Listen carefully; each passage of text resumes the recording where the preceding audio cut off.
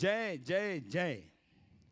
वर्तमान शासन नायक भगवान महावीर स्वामी की, आचार्य देव विद्यासागर जी महाराज की, परम पूज्य प्रमाणिक संत महामना मुराद प्रमासागर जी महाराज की, मनोज्ञ मुनि संघ की, तीर्थराज सम्मेद शिखर जी की, अहिंसामयी जैन धर्म की,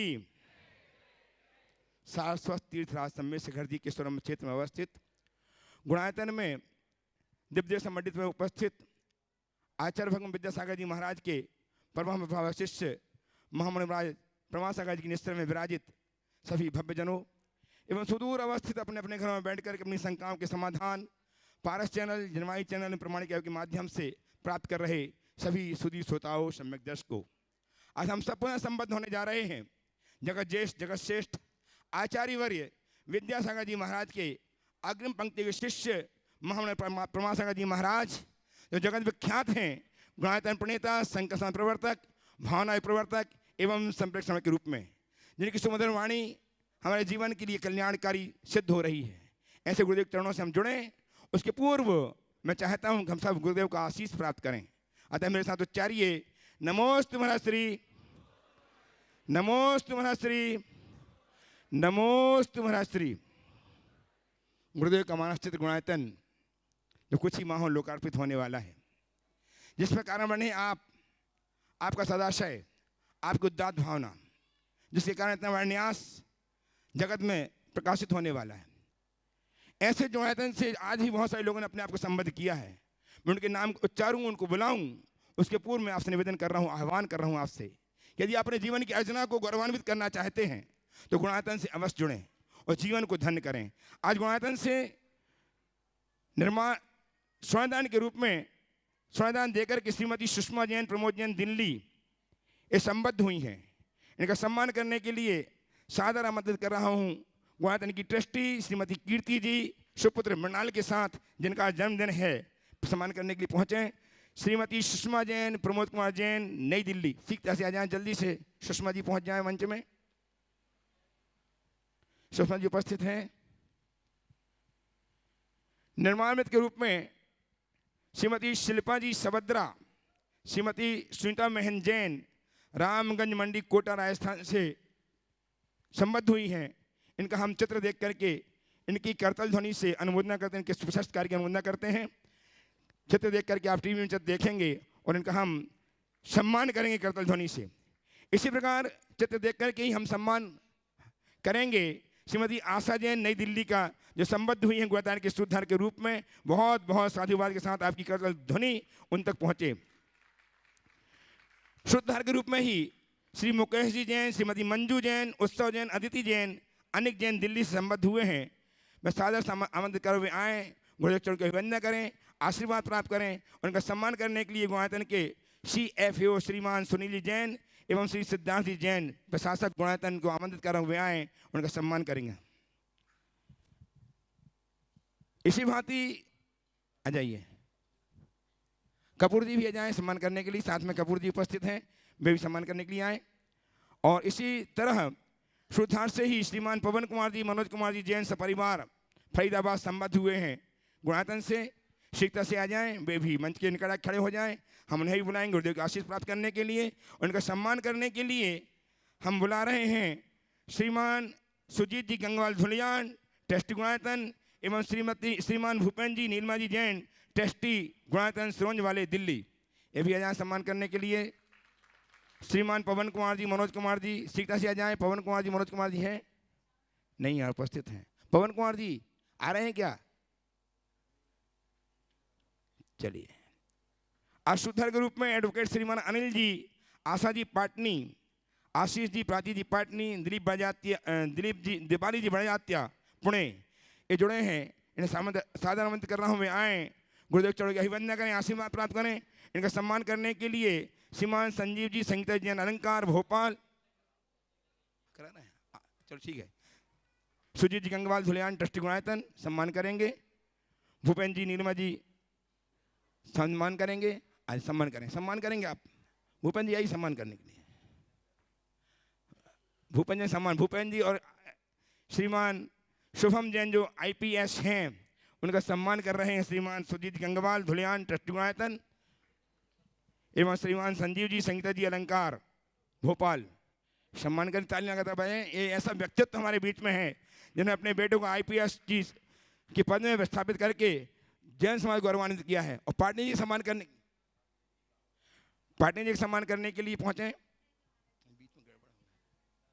पाटनी जी आज गुणायतन के सुधार के रूप में जुड़े हैं, बहुत बहुत साधुवाद के साथ सम्मान कर रहे हैं। श्रीमान अरुण जी सिंघई गोलू सिंघई परमार जबलपुर वे जी आ जाएं सम्मान करने के लिए। और आज गुणायतन के श्रोमणी संरक्षक के रूप में श्रीमती मनोरमा जैन, धर्मपत्नी स्वर्गीय राजेंद्र कुमार जैन, हो तो गया, शुभम जी आ जाएं IPS, शुभम जी, सम्यक जी जैन उनके साथ उनके भाई, और पिता श्री भूपेंद्र जी जैन, निर्मला जी जैन दिल्ली, ये ट्रस्टी गुणायतन है, इनके बेटे हैं दोनों IPS बने हैं। शुभम जी तालियां बजाइए आप लोग। एक ऐसा युवक तुम्हारे सामने खड़ा है जो जैन धर्म को, जैन समाज को गौरवान्वित करने वाला है। ऐसे शुभम जी का सम्मान करने के लिए आमंत्रित कर रहा हूं श्रीमान सुजीत जी गंगवाल धुलियान ट्रस्टी गुणायतन सम्मान करेंगे। आपकी तालियां लगातार सम्मान करती रहें, इनका तालियों से सम्मान करें।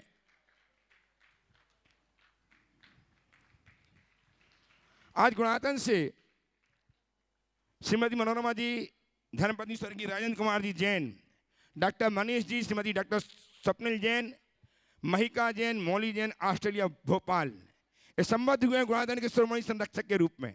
मैं सादर कर्तव्य ध्वनि के साथ आमंत्रित कर रहा हूँ वे पूरे परिवार के साथ आए और गुरुदेव चरणों की अभिवंदना करें। श्रीमान मनीष जी अपने पूरे परिवार के साथ पहुंचे मंच में गुरुदेव की चरणों की वंदनार्थ।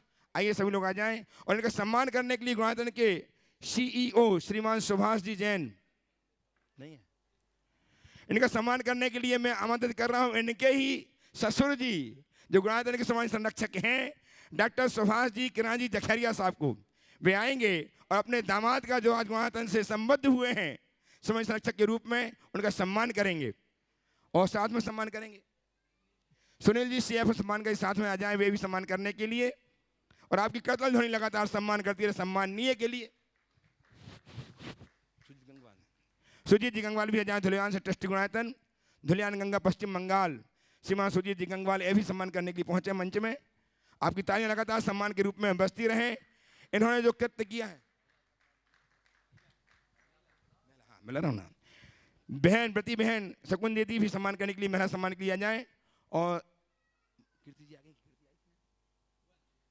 कीर्ति जी ट्रस्टी गुणायतन दिल्ली से वो भी आ जाएं। आज इनके बेटे का जन्मदिन है, 28वां जन्मदिन, इन्होंने बहुत सौभाग्य प्राप्त किया है। इन्हें हम शुभाशीष भावनाएं अर्पित करते हुए भावना भाते हैं कि निरंतर गुणायतन के लिए ऐसे ही निरंतर कार्य करते रहें। चलिए डॉक्टर साहब का सम्माननीय का सम्मान करने का भाव गुरुदेव ने व्यक्त किया है। उनका आशीर्वाद उनके लिए सम्मान के रूप में है ही, लेकिन फिर भी मैं डॉक्टर साहब से निवेदन कर रहा हूं कि गुरुदेव की अभिवंदना करें, आशीर्वाद प्राप्त गुरुदेव से। उनका सम्मान करेंगे सुजीत जी गंगवाल ट्रस्टी गुणायतन धुलियान, श्रीमान सुनील जी CFO गुणायतन CFO देहरादून। और आज गुणायतन से स्वदान देकर अपने स्थान में खड़े होकर के अभिवंदना करेंगे, आशीर्वाद प्राप्त करेंगे श्रीमान अशोक कुमार जी, चंद्रकांता जी, गौरव जी जैन, भानु जैन, बड़कुल परिवार ललितपुर, इन्होंने स्वर्ण प्रदान करके जीवन को स्वर्णिम किया है। बहुत बहुत साधुवाद। सुनील जी छावड़ा, श्रीमती सालू छावड़ा पटना, इन निर्माण निधि के संबद्ध हुए हैं। बहुत बहुत साधुवाद। यदि उपस्थित हैं तो अपने स्थान में खड़े होकर आशीर्वाद प्राप्त कर लें। और जीवदया के लिए श्री अशोक कुमार जी, सिद्धार्थ जी अनी के जन्मदिन पर श्रीमती नीलम देवी, श्रीमती आरोही, यशस्वी, अनिशा जैन परिवार गाड़ाबड़ा, इन्होंने जीवदया के लिए 15,000 की राशि प्रदान की है। बहुत बहुत साधुवाद। छोटे छोटे बच्चों ने जो सुमत प्रकाश जैन प्रबंधक गुरुकुल हस्तिनापुर, उनके पोते की तरफ से गुणायतन के लिए उनकी गुल्लक की राशि प्राप्त हुई है। बहुत बहुत साधुवाद। आपकी कर्तव्य ध्वनि उन बच्चों के लिए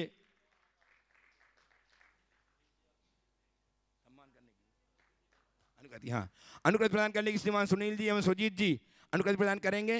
अनुकृति दो, अनुकृति दो। ये गुणायतन की अनुकृति प्राप्त कर रहे हैं।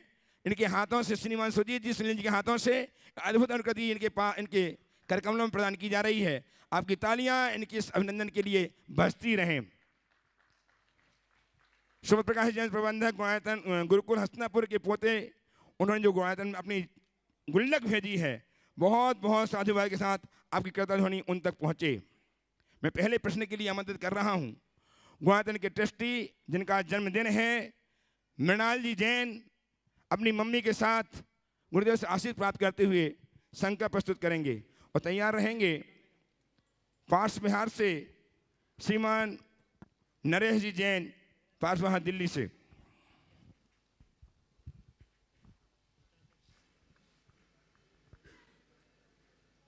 अक्षय बोलिए। नमोस्तु भगवान। भगवान, बढ़ती हुई उम्र और घटती हुई इस पर्याय में हमारी आयु के प्रति हमारा क्या दृष्टिकोण होना चाहिए? बहुत अच्छा सवाल है। बढ़ती हुई उम्र और घटती हुई आयु के प्रति हमारा क्या दृष्टिकोण होना चाहिए? बस एक ही बात मानस में अंकित होना चाहिए कि क्षण क्षण हम क्षीण हो रहे हैं और क्षीण होते हुए हर क्षण को निचोड़कर हमें उसका अमृत निकालना है और हमें मर्त से अमर्त की ओर बढ़ना है, मृत्यु से अमृत्यु की ओर अपने जीवन को आगे बढ़ाना है, भंगुर से शाश्वत की ओर दृष्टि हमारी होनी चाहिए, जड़ से चेतन की ओर हमारा ध्यान जाना चाहिए। यदि ये समझ विकसित हो तो हम क्षण क्षण क्षीण होते हुए इस जीवन को सार्थक बनाने में समर्थ हो सकते हैं। नमोस्तु। नरेश जी जैन उपस्थित हूँ पार्श्व बिहार दिल्ली से। तैयार हैं विद्याश्री आलोक जी, श्रीमती विद्या जी जैन सागर।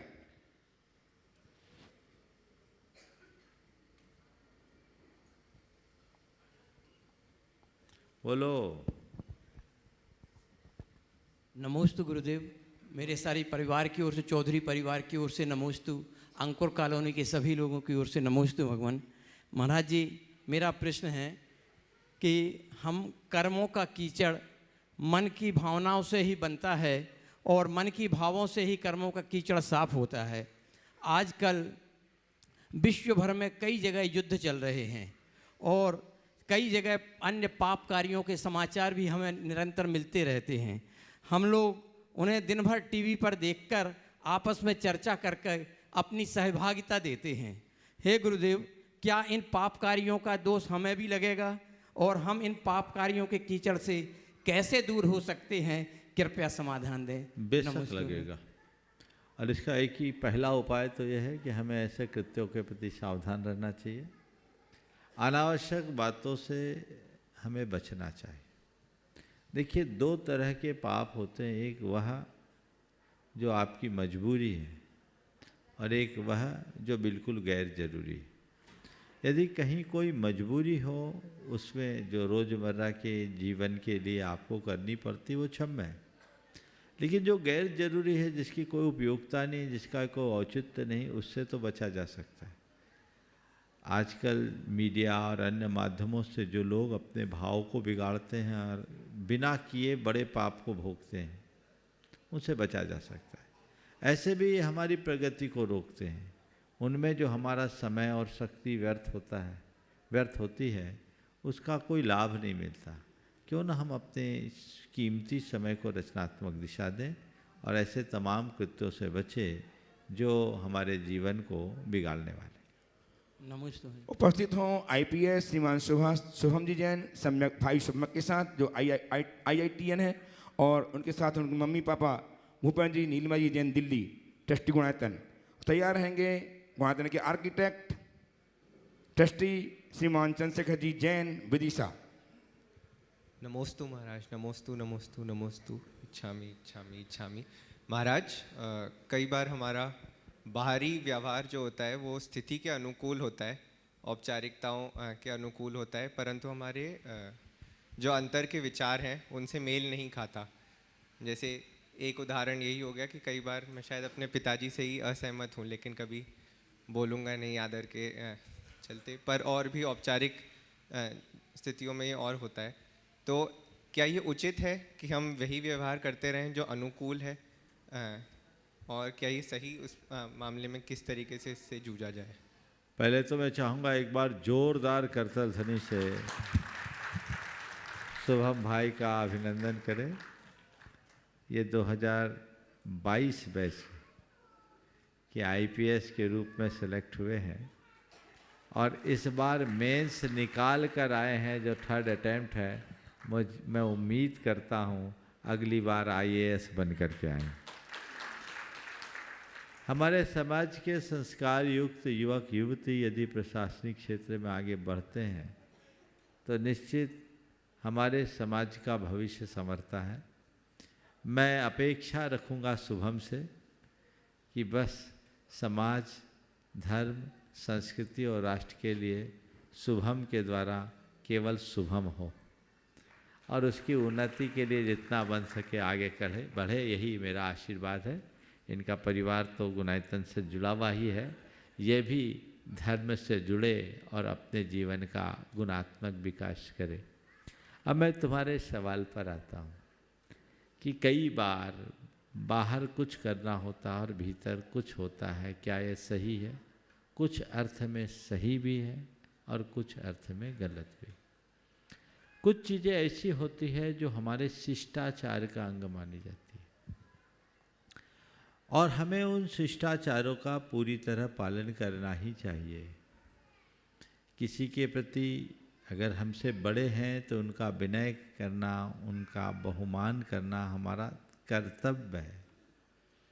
हो सकता है असहमति हो, लेकिन उस असहमति को प्रकट करना उनका दिल दुखाना है जो अधर्म है। इसलिए उस असहमति को अपने भीतर रखना होता है। समझ गए? तो ये हमारा कर्तव्य है, इसका हमें पालन करना चाहिए। लेकिन दूसरे अर्थ में हम किसी को बेवकूफ़ बनाने के लिए मुंह में मीठा बोल रहे हैं और अंदर अभिप्राय खोटा रखे हैं तो वो गलत है। हमारा प्रत्येक व्यवहार उसके साथ जुड़े हुए संदर्भ से जुड़ा होता है, उस पर निर्भर करता है। हमारा आशय क्या है? पिताजी का विनय, पिताजी की विनय मुझे करना है, उनका आदर, उनके प्रति बहुमान है, तो उनके प्रति असहमति रहते हुए भी मैं प्रतिवाद नहीं करूँगा, ये मेरा कर्तव्य है। और दूसरा, हाँ पिताजी के हाँ में हाँ मिलाओ ताकि मेरे पिताजी खुश रहे और मैं अपना कोई और दूसरा उल्लू सीधा करूँ, ये भी हो सकता है। तो ये दुरभिप्राय, ऐसे खोटे अभिप्राय को रखने वाला अच्छा नहीं माना जाता। समझ गए? तो प्रसंगानुसार सारे व्यवहार निर्भर करते हैं। आइए चंद्रशेखर जी, आर्किटेक्ट गुणायतन। एक मिनट, ये भी दूसरा भाई, क्या नाम तुम्हारा? नमोस्तु महाराज जी। सम्यक। मेरा नाम सम्यक है। हाँ बोलो। इच्छामी। महाराज जी, अधिकतम मनुष्य 7 से 8 घंटे की नींद लेते हैं और मैंने ऐसा सुना है कि मुनिगण केवल 4 से 5 घंटे की नींद लेते हैं और अरिहंत परमेष्ठी की नींद और भूख आदि नहीं होती है। तो क्या नींद हमारी एक आध्यात्मिक स्थिति को दर्शाती है?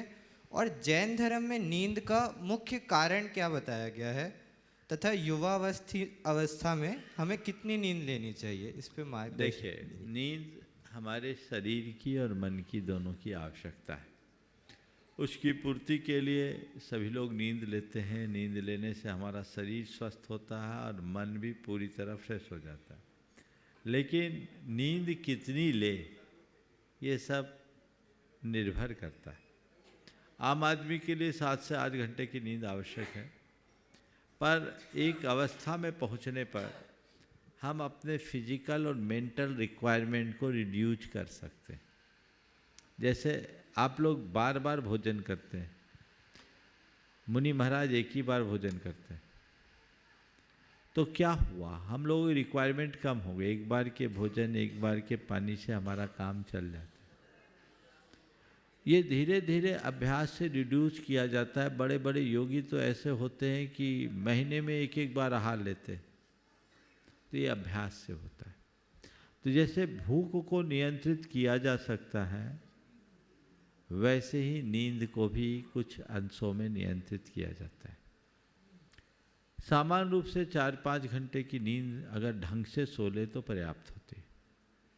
और एक मैं अपने अनुभव की बात कर रहा हूँ, योग निद्रा और शवासन, ये दो ऐसी प्रक्रिया है जिससे आप थोड़े समय में गहरा रिलैक्सेशन ले सकते हैं। कई बार जब हम लोगों को काफ़ी व्यस्तता होती है, थकान आती है, 15-20 मिनट की योग निद्रा लेने से ऐसा लगता है जैसे 4 घंटे सो ली, एकदम रिलैक्स हो जाता है। थोड़ी देर के लिए शवासन लगा लिए तो फर्क पड़ता है। तो साधु लोग योगी होते हैं, तो उनकी यौगिक क्रियाओं से भी बहुत सारी चीज़ें प्रभावित होती हैं। हमारे अरहंत परमात्मा न आहार ग्रहण करते हैं न नींद लेते हैं, क्योंकि वे योग की शक्ति के बल पर चरम अवस्था को प्राप्त कर चुके होते हैं। उनके सभी प्रकार की शारीरिक और अन्य भौतिक आवश्यकताएं बहुत अल्प होती है और वह उनके योग मात्र से पूरी हो जाती है, उन्हें अन्य की कोई आवश्यकता नहीं रहती। तो इस तरह से घटाया बढ़ाया जा सकता है। आइए श्रीमान चंद्रशेखर जी, आर्किटेक्ट एवं ट्रस्टी गुणायतन विदिशा से तैयार हैं गुणायतन शिरोमणि संरक्षक श्रीमान सुनील जी पहाड़िया साहब, जयपुर। महाराज श्री के चरणों में मेरे और मेरे परिवार की तरफ से बारंबार नमोस्तु नमोस्तु नमोस्तु। समस्त क्षुल्लक महाराज जी के चरणों में इच्छामि इच्छामि इच्छामि। महाराज श्री, इस बार चतुर्मास की सबसे बड़ी उपलब्धि ये रही कि आपके सानिध्य मिलने से बहुत सारा काम हुआ है और बहुत सारा काम पूर्णता की ओर भी है, लेकिन काफ़ी काम शेष है। तो गुणायतन कमेटी ऐसा क्या करे कि आपका सानिध्य मिलता रहे जब तक कि कार्य पूरा ना हो? ये फार्मूला तो हम बताएंगे नहीं, तो हम ही को बांध के रखोगे और हमें बंधना नहीं है। हम तो जिनसे बंधे उनसे ही बंधे। बस मैं तो यही कहूँगा कि गुणायतन कमेटी साथ में सुनील भाई भी खड़े हो जाओ, निर्माण कार्य के ये संयोजक निर्देशक है, परियोजना के जिम्मेदारी बड़ी है। गुणायतन की पूरी कमेटी आप लोग भी खड़े हो जाओ, सुनील जी कपूर जी जो भी हैं। कमेटी बहुत तत्परता से जुड़ी हुई है, इसमें कोई संशय की बात नहीं है। कोशिश तो सबने की थी कि हम फरवरी तक काम पूरा कर लें, लेकिन काम इतना बड़ा और बारीक है कि वो फरवरी में कठिनाई दिख रही है। पर मैं ये मानता हूँ, अभी भी यही मान के चलो कि हमें फरवरी तक पूरी काम को पूरा करना है। अपनी गति को बना के रखिए तो धीरे धीरे धीरे 2-4-6 महीने आगे ये काम हो जाएगा। और अगर आप लोगों के अंदर ये शिथिलता आ गई कि अब तो और टल गया तो और लगेगा 1-6 महीना, तो फिर काम नहीं हो पाएगा। बहुत सानिध्य तो पर्याप्त मिल चुका है, अब तो केवल काम करने की ज़रूरत है। और जो जिम्मेदारियां हैं, जिस गति से काम हो रहा है कीजिए और एकदम फिनिश कर लीजिए। अब काम कंप्लीट नहीं करना है, अब क्या करना है? फिनिश करना है। और फिनिश करने का लक्ष्य बना करके चलिएगा, निश्चित सफलता होगी। मेरा बहुत आशीर्वाद है सभी कार्यकर्ताओं और पदाधिकारियों के लिए कि इसी तत्परता के साथ कार्य को अंजाम दीजिए। आइए पहाड़िया साहब, गुणायतन शिरोमणि संरक्षक श्रीमान सुनील जी, जयपुर। और तैयार हैं गुणायतन के शिरोमणि संरक्षक श्रीमान मनीष जी, स्वप्निली जैन, महिका मौली, सिडनी, ऑस्ट्रेलिया। महाराज जी के चरणों में बारंबार नमोस्तु। समझ ब्रजमान छुल्ले जी के इच्छामि इच्छामि। महाराज से आपके निर्देशन हम लोग तत्परता से काम में लगे हुए हैं और जिस गति से ये काम बढ़ रहा है, हम उम्मीद करते हैं कि बहुत ही जल्दी ये पूरा कर लेंगे। प्रश्न ये है कि महाराज जी कि हम लोग अपने जीवन में देखते हैं कि कोई भी व्यक्ति कोई भी परिवर्तन अगर आता है या कोई भी असामान्य स्थिति आती है तो उसका सामना कर लेता है, वो सक्षम होता है उसको सामना करने का। लेकिन फिर भी हम दैनिक कार्यों में देखते हैं कि छोटी मोटी सी परिवर्तन या कोई भी असामान्य घटना घट जाती है तो हम बहुत ज़्यादा घबरा जाते हैं और बड़ी ही असमंजस हो जाते हैं। तो ऐसा महाराज जी क्यों होता है जीवन में? देखिए, 2 तरह की स्थितियाँ हैं। कुछ लोग होते हैं जो चीज़ों को समझते हुए सब चीज़ों को स्वीकार लेते हैं, और कुछ लोग होते हैं जो चीज़ों को समझ भी नहीं पाते हैं और कदाचित समझ ले तो स्वीकार नहीं पाते। जो समझकर स्वीकार लेते हैं उनकी प्रतिक्रियाएं अति अल्प होती है, और जो समझ नहीं पाते या स्वीकार नहीं पाते उनकी प्रतिक्रियाएं प्रायः नकारात्मक होती हैं, वो घबरा जाते हैं। इससे बचने का एक ही उपाय है, वह है वस्तु स्वरूप का विचार। एक बात हर व्यक्ति को अपने दिल दिमाग में अंकित कर लेनी चाहिए, चीज़ें हमारे नियंत्रण में नहीं हैं। हम जो चाहे वह हो, ये हमारे हाथ में कतई नहीं है, पर जो कुछ हो रहा है उसे हम चाहें, ये हमारे हाथ में जरूर है। तो जिस पर हमारा जोर है हम उस पर ध्यान दें, जिस पर हमारा जोर ही नहीं चलता हम उसके पीछे परेशान क्यों? आपके शरीर में कितने परिवर्तन हुए बचपन से अब तक? काफ़ी हो गए। हाँ, काफ़ी हो गए। एक्सेप्ट किए कि नहीं? बिल्कुल। अरे कहाँ वो 25 साल की उम्र की एकदम छरहरी जवानी, वो होती तो बहुत अच्छी, क्यों ढल गई? ये प्रौढ़ावस्था क्यों? आगे वृद्धावस्था होगी। एक्सेप्ट क्यों कर रहे हो? अच्छा तो नहीं लगता? लगो सबको तो वो अपने यौवन का जो यौवन की खुमारी होती वो अच्छी लगती है सबको, लेकिन समय के साथ वो बीतती है, फिर हम स्वीकारते हैं क्योंकि हमने इसे निसर्ग के नियम के रूप में स्वीकार कर लिया है। ये प्रकृति की व्यवस्था है, इसमें मेरा कोई जोर नहीं है। Change is nature of the nature, इसमें मेरा कोई कंट्रोल नहीं। एक्सेप्ट किया ना? तो जैसे ये परिवर्तन स्वीकारने के लिए हम तैयार हैं, ऐसे ही बाहर भी कोई परिवर्तन हो तो उसे एक नेचर मानकर, एक संयोग मानकर स्वीकार लो। इस परिवर्तन के हिसाब से हम कुछ चीजें बदलते हैं जो हमारे हाथ में है। उम्र ढली, हम अपने खान पान पर थोड़ा ज़्यादा ध्यान रखें।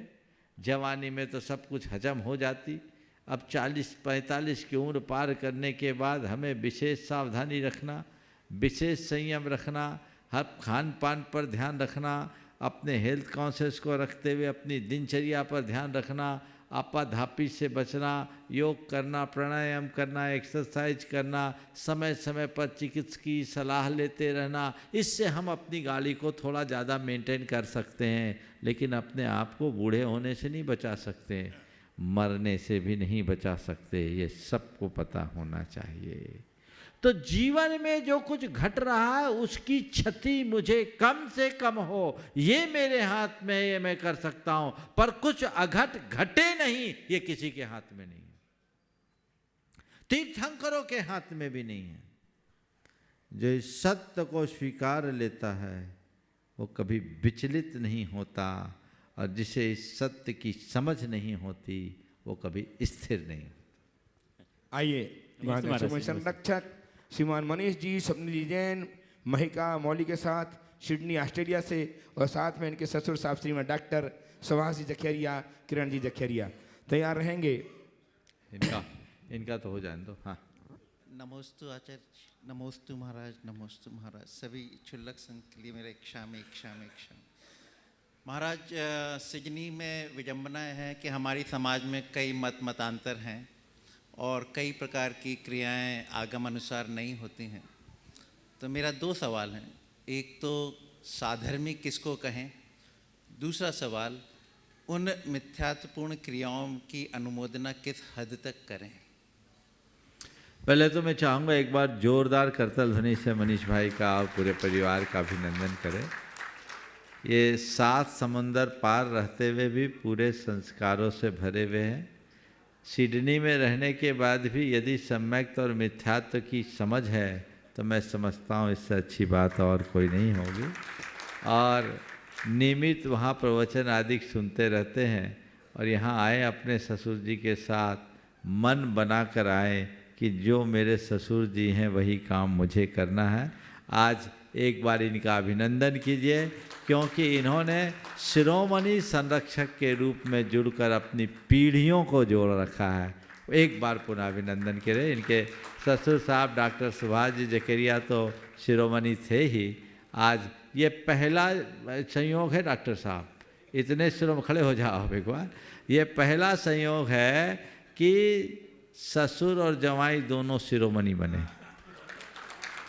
पहला है। बहुत बने भाई भाई बने हैं, लेकिन बाप बेटा नहीं बने और ससुर जमाई नहीं बने। ये पहली मिसाल है, बहुत अच्छी है, अनुकरणीय है।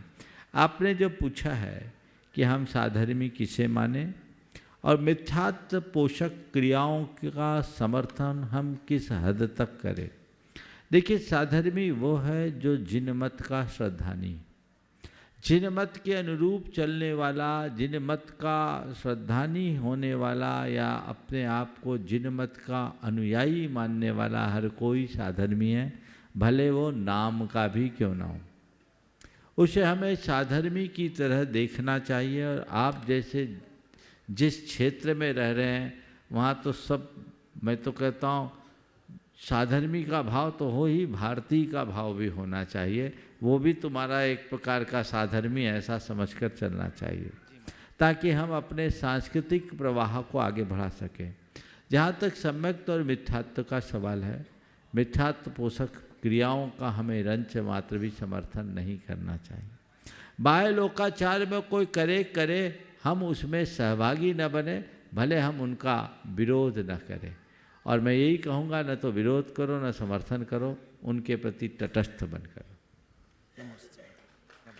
और दे दो। नमोस्तु महाराज, नमोस्तु नमोस्तु नमोस्तु।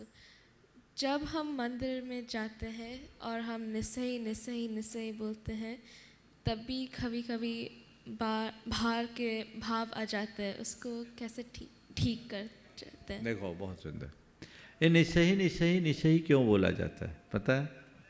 बताओ। जैसे बाहर के भाव छूट जाए और हाँ, तो ये छूट जाए, चूँकि वो संस्कार में है, हमारे अंदर की नेगेटिविटी हमारे भीतर भरी हुई है। तो मेरे भीतर की नेगेटिविटी निकले निकले निकले, निस्सही निस्सही निस्सही का अर्थ ही है निकले निकले निकले, निकल जाए निकल जाए निकल जाए। क्या निकल जाए? हमारी नेगेटिविटी निकल जाए। और उसके बाद भी आने लगे तो मन को झटको, अरे अभी तो हम भगवान के पास आए हैं, बाकी बात बाद में करेंगे, अभी हमें भगवान के दर्शन करो। उसके प्रति अवेयरनेस होना चाहिए।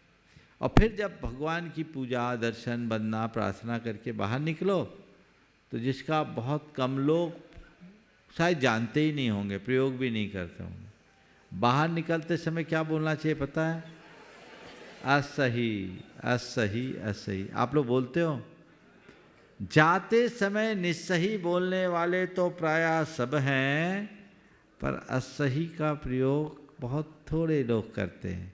असही का मतलब यही है कि यहाँ की सारी पॉजिटिविटी मेरे भीतर आ जाए, ये भावना लेके जाना चाहिए। डॉक्टर साहब, आप लेंगे? डॉक्टर सुभाष जखेरिया साहब, किरण जी जखेरिया भोपाल, और तैयार रहेंगे श्रीमान विपिन कुमार जी जैन मधुबन शेखर जी। नमस्ते महाराज जी। जब श्रावक सामायिक करते हैं तो भावना एक पहली शुरू होती है, सत्येषु मैत्रिम गुणसु प्रमोदम क्लिष्टेषु जेवेषु कृपा परत्तम माध्यस्थ भाव पूर्व तथा विपरीत वृत्तो सदा ममात्मा विधातु देव। तो इस भावना को भाने के बाद ही फिर सामायिक की जाती है, क्योंकि इस भावना हो जाना चाहिए, तभी सम हो पाएंगे।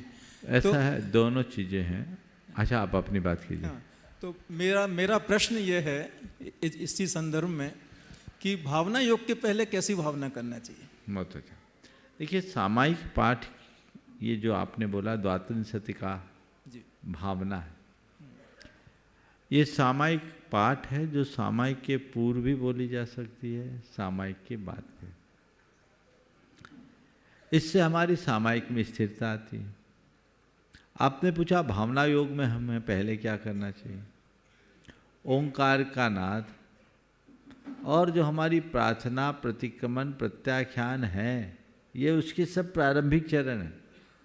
अंतिम है सामायिक, जो भावना योग में हम शुद्धोहम आदि शब्दों का, वाक्यों का, मंत्रों का प्रयोग करते हैं, वो सामायिक की दीनता। नमस्ते विपिन जी जैन बस में उपस्थित हों और तैयार हैं कुमारी रिया जैन गिरतगंज। इस बीच में श्रीमान मुकलेश जी, कल्पना जी, हर्षित जी, रिया जी, पारस जी जैन कोरबा, इन्होंने गुणादान के लिए स्वर्ण प्रदान किया। अपने स्थान में खड़े होकर आशीर्वाद प्राप्त कर लें।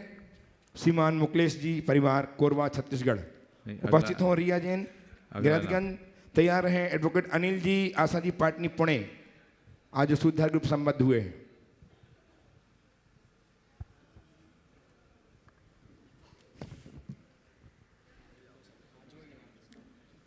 मम आराध्य गुरुदेव के चरणों में मन वचन काय सहित नमोस्तु नमोस्तु नमोस्तु। महाराज जी, प्रथम मैं अपना भावना योग का अनुभव बताना चाहती हूँ कि मेरे जीवन में अनेकों बार ऐसा समय आया है कि मैं बहुत ज़्यादा विचलित हुई हूँ। तो उस समय आपके प्रवचन और भावना योग ने ही मुझे सहारा दिया है। इसके लिए आपके चरणों में बहुत बहुत साधुवाद, बहुत बहुत नमोस्तु महाराज जी।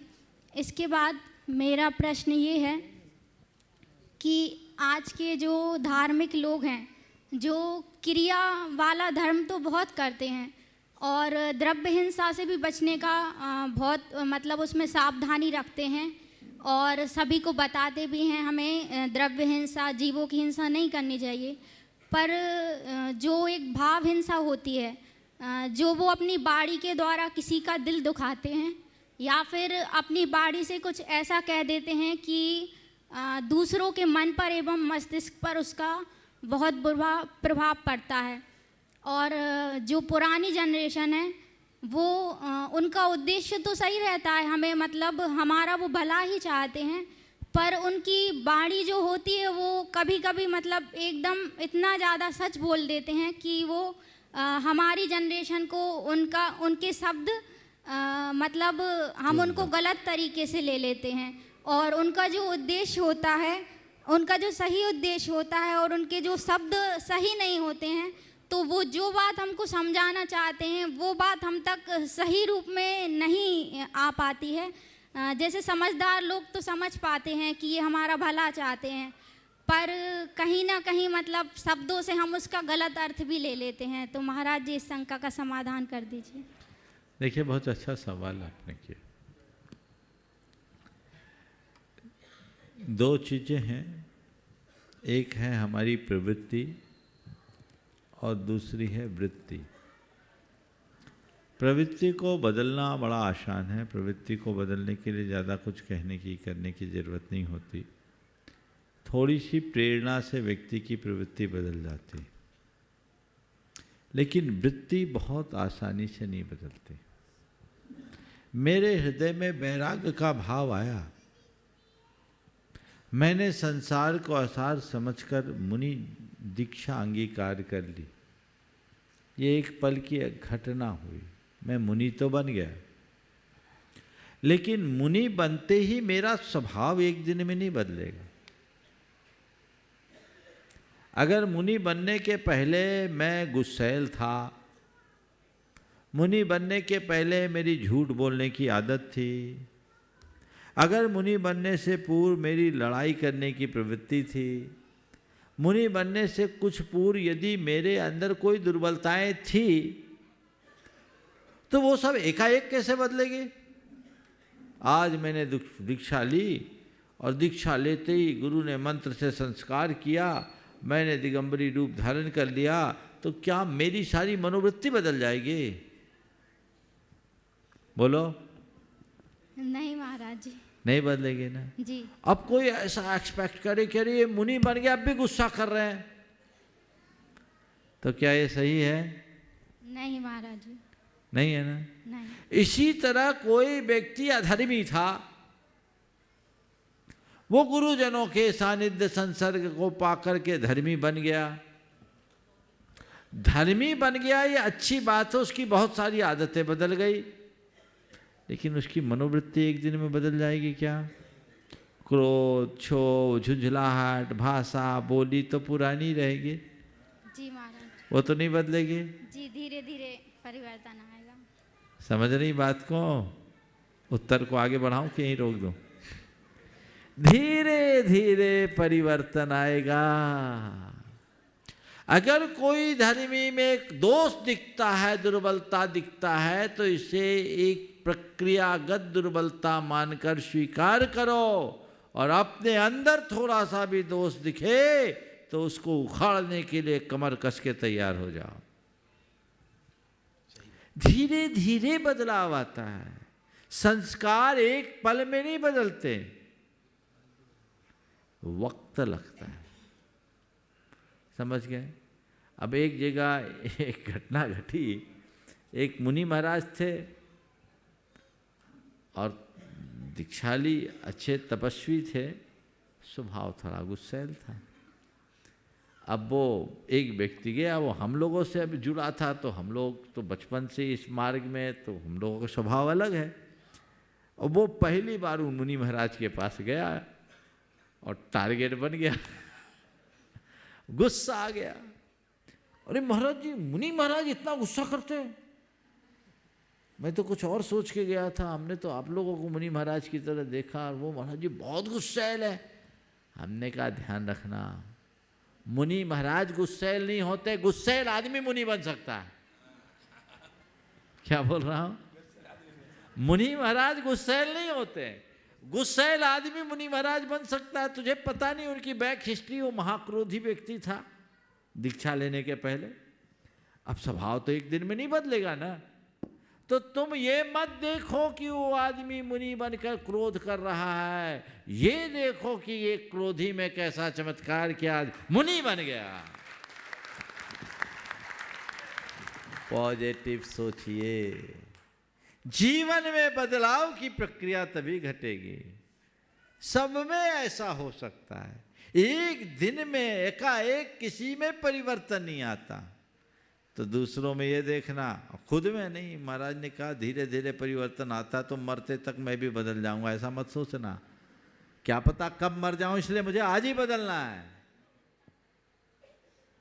फिर दूसरा सवाल जो है तुम्हारा, बड़े बुजुर्ग अगर कोई ऐसी बात कह दे जो दिल को चुभ जाए तो क्या करूं? पहले तो बड़े बुजुर्गों को भी थोड़ा संभल कर बात करना चाहिए, और ऐसी ही बात करनी चाहिए जो सामने वाले के हृदय में उतर जाए। ऐसी बात कतई नहीं करना चाहिए कि सामने वाला ही दिल से उतर जाए। ऐसा कभी मत करो। बात ऐसी करो कि वो दिल में उतरे, ऐसा मत करो कि दिल से उतर जाए। सावधानी रखो। और फिर भी कदाचित कोई कह दे तो बहुतों की बातें झेलनी पड़ती है। आप नौकरी पेशा तो नहीं हो? जी महाराज जी, टीचिंग की है मैंने, टीचिंग टीचर की? हूँ जी। तो कभी टीचिंग की तो कभी अपने हेडमास्टर या प्रिंसिपल की झाड़ भी सुनी होगी? जी महाराज जी। क्या करती थी उस समय? शांति से सुनते थे। क्यों सुनते थे? क्योंकि महाराज जी वो जॉब है इसलिए। वो जॉब है इसलिए शांति से सुनना है, ये घर है, परिवार है, इसलिए से शांति से सुनना है। इसमें क्या बुराई? यहाँ क्यों नहीं सोच? जैसे जॉब में मेरा हित है सुनने में, परिवार में मेरा हित है सहने में। इतनी बात सोच लो। जिस क्रिया में हित बुद्धि होती है वो कभी बुरी नहीं लगती। गाड़ी चलाई हो? जी महाराज जी, केवल साइकिल। चलो कोई बात नहीं, चलाते तो देखी होगी। जी। गाड़ी चलाते हैं, अपनी रफ्तार से चलाते, रेड लाइट आती क्या करते हैं? ठहर जाते हैं। क्यों ठहर जाते हैं? क्यों ठहर जाते हैं? वो हमारे लिए ज़रूरी है और हमारी सुरक्षा के लिए अच्छी चीज़ है। हमारी सुरक्षा के लिए अच्छी चीज़ है। ये रेड लाइट हमें रोकने के लिए नहीं, हमें बचाने के लिए जलाई गई है। इसलिए इच्छा ना होते हुए भी रेड लाइट देख के गाड़ी रोक देते हैं। यही है ना? जी। रेड लाइट हमें रोकने के लिए नहीं, हमें बचाने के लिए जलाई गई है। इसलिए इच्छा ना होते हुए भी रेड लाइट देखते ही गाड़ी रोक लेते हैं। घर के बड़े जन यदि तुम्हारे लिए कुछ कहे तो समझना ये रेड सिग्नल है जो हमारी सुरक्षा के लिए ज़रूरी है। एक्सेप्ट करो। वो हमारे प्रगति को रोकना नहीं चाहते, वे हमारी सुरक्षा को सुनिश्चित करना चाहते हैं। ये जो बोल रहे हैं ये मेरे भलाई के लिए बोल रहे, इसमें मेरा हित जुड़ा हुआ है। यदि इतनी बात अंदर उतर जाए तो कुछ भी गड़बड़ नहीं होगा। समझ गए? जी महाराज जी, एक आइए, भावना योग एडवोकेट। से रिलेटेड क्वेश्चन। अब एक ही बहुत जी हाँ। एडवोकेट अनिल जी नमोस्तु आशा जी महाराज। पाटनी पुणे से उपस्थित हो और तैयार हैं श्रीमती सपना जी योगेश जी जैन जबलपुर, साथ में श्रीमान संजीव जी संगीता जी भोपाल अलंकार ट्रस्टी गुणायतन। जल्दी बोलिए। हे गुरुवर नमस्तु। माइक पास में कर सभी शुल्लक जीवों को इच्छा में गुरुवर हम हर रोज भावना योग करते हैं। भावना योग से हमारे जीवन की 24 घंटे की जो गाड़ी है वो चार्ज हो जाती है 24 घंटे के लिए। उसके बाद हम 4 बातें जो आपकी है वो हम बीच बीच में से पढ़ते हैं। वो पढ़ने के बाद हमको जो उद्बोधन और एक जीवन की दशा और दिशा मिलती है। महाराज जी, मेरा प्रश्न है हमारे गुरुओं ने, तीर्थंकरों ने समाज को अपरिग्रहता का मार्ग दिखाया और समाज तो दिनों दिन भोगवादी विलासता की ओर जोरों से बढ़ता दिख रहा है। विशेषतः सामाजिक कार्य में होने वाले इस गैर आचरण को समाज को कैसे बदलाव करे, गुरु और समाधान करे। बात बिल्कुल सही है। इसका पहला कारण तो मुझे ये दिखता है, गुरुओं को मानते हैं, गुरुओं की नहीं मानते। गुरुओं को मानने वाले यदि गुरुओं की मानने लगे तो परिवर्तन आ जाए। बहुत सारे लोग मानते भी हैं। यद्यपि आज परिग्रह और भोगवाद के प्रति लोगों का रुझान बढ़ रहा है, लेकिन दूसरी ओर देखेंगे तो समाज में व्रती त्यागियों की भी संख्या दिनों दिन बढ़ रही है। ये परिवर्तन है कि नहीं?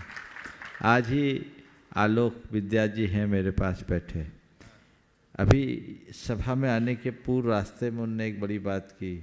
इनकी दोनों बेटियां अमेरिका में हैं, इनको प्रतिमा लेने का भाव है। इनकी बेटियां कहती है कि हम लोग आप प्रतिमा ले लेंगे तो आप अमेरिका नहीं आ पाओगे, हम लोगों का क्या होगा। तो अभी मुझसे ये चर्चा कर रहे थे, महाराज हम तो सोच रहे हैं आप प्रतिमा दे दो, अब जाएंगे नहीं, बहुत चले गए, जो जाना था सो कर लिए। ये परिवर्तन है ना? ये अभी की बात है। खड़े हो जाओ थोड़ा सामने, एक बार जोरदार अभिनंदन कर दो इनका। तो ये क्या है? ये परिवर्तन उनमें होता है जो गुरुओं को नहीं, गुरुओं की मानते। और की मानने वाले लोग कम हैं, को मानने वालों का बाहुल्य है। रहा सवाल परिग्रह के प्रति झुकाव का, तो ये तो समय काल के अनुसार हमेशा रहा है और आज ही नहीं, तीर्थंकरों के काल में भी रहा। बड़े बड़े नागर सेठ और चक्रवर्ती क्या परिग्रह के लालसा से रहित थे? परिग्रह का होना तब तक खतरनाक नहीं है जब तक कि उसकी प्रगाढ़ आसक्ति न हो। समझ गए? धन का संग्रह हो, उसे परिग्रह न बनने दें। यदि कोई धन संग्रह कर धनाढ्य बनता है और धन संपन्नता के साथ लोकोपकार आदि के कार्यों में अपने धन का सद्व्यय करता है तो परिग्रह न होकर संग्रह बन जाता है। समझ गए? और उस संग्रह से वह सपर का अनुग्रह भी कर सकता है। इसलिए दोनों चीज़ें देखिए, परिग्रह कितना भी बढ़े पर उसे आप अपने संसार का अवरोधक मान करके चलिए, तब जीवन आगे बढ़ पाए। उपस्थित हों गुणायतन के ट्रस्टी संजीव जी संगीता जी अलंकार ट्रस्टी गुणायतन के साथ श्रीमती सपना जी योगेश जी जैन और तैयार हैं कमलेश जी वंडा सागर। कमलेश जी अपने स्थान में खड़े हो जाएं। गुरुदेव के चरणों में त्रिवार नमस्तु। जिनको बोला है उनको ही, चलो बोलो, जल्दी बोल दो। हाँ गुरुदेव, कल आपने बोला था कि जैसे गुणायतन बना है वैसा दक्षिण में भी ऐसा कुछ काम होना चाहिए। तो मेरे यह भावना है कि हमारे गुरुदेव, हमारा धर्म बहुत महान है, हमारे गुरुदेव बहुत महान है, केशलोच करते हैं, आहार विहार करते हैं, सब बहुत बहुत तप करते हैं। अन्य धर्मियों को कुछ मालूम नहीं होता है कि इनके गुरु कैसे हैं, अजैन लोगों को मालूम नहीं होता है। और हमारे जैसे शिरडी में, एलोरा में बहुत से लोग, मतलब अजैन लोग, फॉरेन के लोग बहुत आते हैं, तो वहाँ ऐसा एक मंदिर जैसा गुणायतन जैसा। आपका प्रस्ताव बहुत उत्तम है, भावना भाइये और प्रतीक्षा कीजिए कोई का मन ऐसा बने और ऐसा योग बने। आशीर्वाद। बड़ी सपना जी, योगेश जी नमोस्तु महाराज। तैयार हैं कमलेश जी बंडा महाराज अपने स्थान पर। कमलेश जी बंडा बैठ जाएं अभी। महाराज श्री, प्रार्थनाओं का और बद्दुआओं का असर होता है क्या? यदि होता है तो जैसे हम अपने बच्चों के लिए कुछ शुभकामनाएं या प्रार्थनाएं करते हैं तो किस तरह से करें कि उनका असर उन तक पहुँचे? देखिए, प्रार्थना या बद्दुआ असर होता भी है और नहीं भी होता। असर तभी तक होता है और उसी पर होता है जो उसको मानते हैं, जो न माने उसको कुछ नहीं मिलता। आज हम लोगों के पास आप लोग आशीर्वाद लेने आते हो। मुझसे एक बार पूछा कि आशीर्वाद का असर होता है? हम बोले लेने वाले पर निर्भर है, देने वाले पर नहीं। आशीर्वाद का असर होगा अगर तुम्हारे अंदर स्वीकार भाव होगा, और आशीर्वाद का कोई असर नहीं होगा यदि तुम्हारे अंदर श्रद्धा का स्वीकार भाव नहीं है।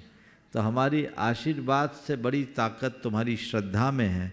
श्रद्धा प्रगाढ़ होगी, आशीर्वाद तब फलेगा। तो जैसे आशीर्वाद का असर भी तभी तक पड़ता है जब आपके अंदर स्वीकार भाव है, तो बद्दुआएं भी तभी असर करती है जब तुम्हारे अंदर स्वीकार हो।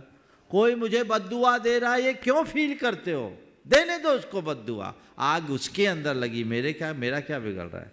अरे वो मेरे लिए बद्दुआ दे रहा है, वो मुझसे बहुत जलता, वो मेरा विनाश करेगा। ऐसा सोच सोच करके आप अपने प्रति नकारात्मकता विकसित कर रहे हैं, और उससे उसका नहीं तो आपका तो अपने आप अहित होगा। इसलिए कोई कितनी भी बद्दुआ दे, अटल श्रद्धान रखो, जो मेरे कर्म का उदय होगा वही सब कुछ होगा। कर्मोदय से बाहर किसी का कुछ नहीं है। ऐसा प्रगाढ़ श्रद्धान यदि मानस में अंकित हो जाए तो कुछ नहीं होगा। संसार के संयोग कर्माधीन है और संयोग बनेंगे बदलेंगे, पर मेरी आत्मा का तो एक प्रदेश भी इधर से उधर होने वाला नहीं। ऐसा श्रद्धान बना लो, क्या बद्दुआ काम करेगी। इन सब चीज़ों में लोग पढ़ते हैं और अंधविश्वासों के शिकार हो जाते हैं। ऐसा बिल्कुल मत बनना। आत्मविश्वासी बनिए, अंधविश्वासी नहीं। कमलेश जी बंडा उपस्थित हैं जल्दी से।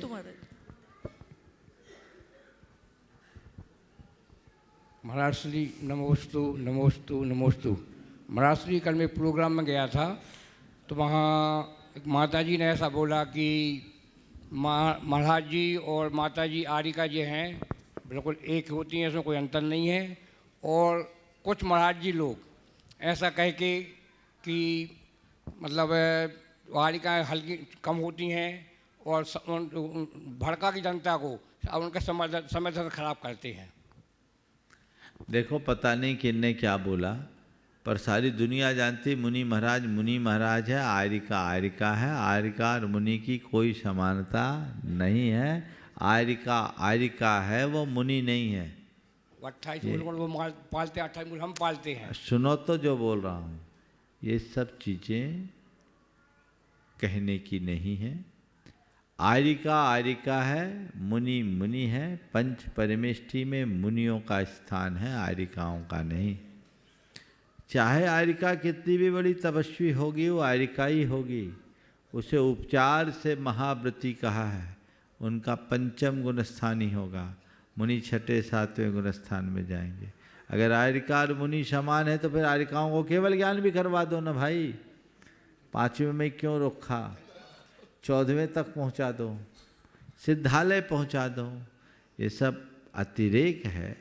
अपने अपने पद के अनुरूप सबका गौरव और सम्मान अलग बात है, लेकिन इस बात की आड़ में आरिकाओं को मुनि के समान निरूपित करना आगम का अपलाप है। ऐसी बातों को हमें नज़रअंदाज करना चाहिए, न ऐसी बातें सुनना चाहिए, न उससे प्रभावित होना चाहिए। ये बात आगम के अनुकूल कतई नहीं है, व्यवस्था भी नहीं है। जो जिसकी भूमिका है उसकी संपूर्ण व्यवस्था उसी अनुरूप होती है और हमें उसे उसी अनुरूप समझ करके चलना चाहिए ताकि मार्ग प्रशस्त हो। समय आप सबका हो गया। यही पर विराम। उत्सव जी दिल्ली से पहुंचे जल्दी से। उत्सव जी दिल्ली से पहुंचे। हो गया समय। चलिए दो माइक एक ऑफलाइन पहुंच। लोगों को मिलते हैं जो गृहस्थ आश्रम में भी बड़े बड़े संयम पालते हैं। उनको देखने के बाद, सुनने के बाद मन में उनके लिए तो बहुत अहोभाव होता है, लेकिन खुद के लिए बहुत दुख होता है कि हमारी ऐसी विशुद्धि नहीं है कि हम वो संयम अभी नहीं पाल सकते। अगर हम ले भी लें देख हम देख, और क्या उसका रीज़न ये है कि हमारी होनहार अच्छी नहीं है, क्योंकि वो तो इतनी बड़ी ऐसा है, इसमें होनहार की कमी नहीं। कल रुके हो कि जा रहे हो? नहीं महाराज जी, कल जा रहे हैं। कल रहोगे शंका समाधान में? नहीं महाराज जी, कल सुबह 9 बजे जा रहे हैं। चलो तो सुन लो, इसीलिए शायद सिफारिश हुई। बात ऐसी है, ये तुम्हारे होनहार की कमी नहीं, ये तुम्हारे पुरुषार्थ की दुर्बलता है। ऐसे लोगों को देखकर ये मत सोचो कि ये कर रहे हैं हम क्यों नहीं कर पा रहे।